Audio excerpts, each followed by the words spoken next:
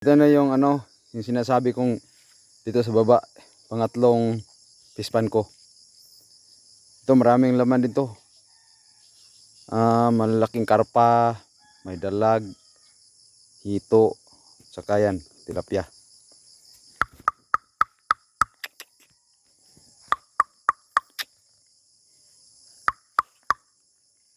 Lagay natin. Ayan. Ayan. Ayan. Kumain ng ano. Tir.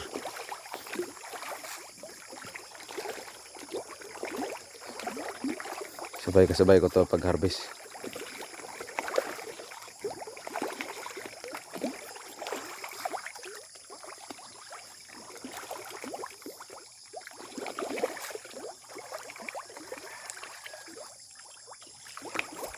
Lalaki ano. Yan na yan.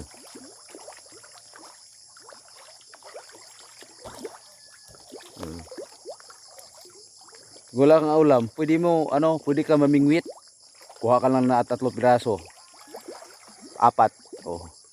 Inihaw na kaya ano, paksiw. Kaya tinula. Yan, walang gutom sa probinsya pag ano, masipag ka lang. Sa paggawa nito medyo magastos, pero pag tapos na yun, ano na, parang baliwala lang yun. Kasi ano na maaaliw ka na sa mga alaga mo Yan o.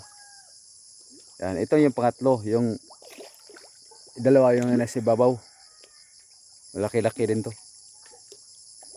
Pinabako ko to ng ano, yata yun.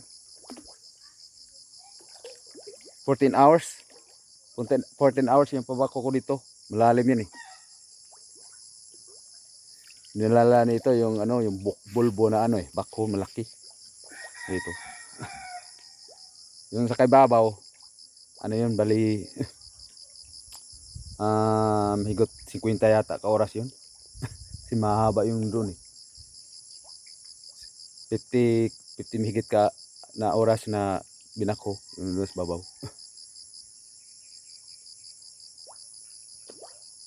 Yan, medyo malaki-laki doon ang gastos mo sa paggawa ng ano, pispan. Lalo na yung mga ganitong mga ano. Pero double purpose naman to pispan at saka ano, source sa palayan ng ano, tubig. Kaya doble yung ani mo. Kung walang ano, walang bagyo. May bagyo maano yung iba Yung dati, ano yan, yung malaking pispan namin sa babaw. Alam na ano yan na giba nung bagyong udit. Na ano, kung Bisaya na laka. Nabuhang yung ano niya, pilapil. Ito ano, ito naman hindi. Malalaki na yung ano nito, laman. Tagal na to hindi, yung karpa dito pinapiso ko maraming ano. Kasi maghimigit sa taon na to yung ano dito. Yung dalag dito mahigit sa taon na. Yung dalag at saka karpa. Siguro nag anak na yung karpa dito.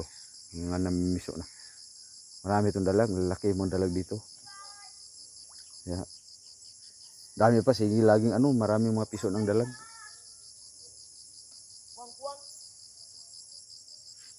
Yan Ito yan, gano'n yan lalim yan. 3 dipa yan. Lalim. Yan, meron tira Yan. Abo.